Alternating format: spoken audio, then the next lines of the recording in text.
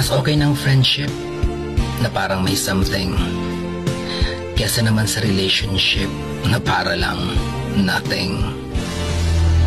Itanong mo sa akin kung sinong aking mahal. Itanong mo sa akin, sagot ko'y di magtatagal.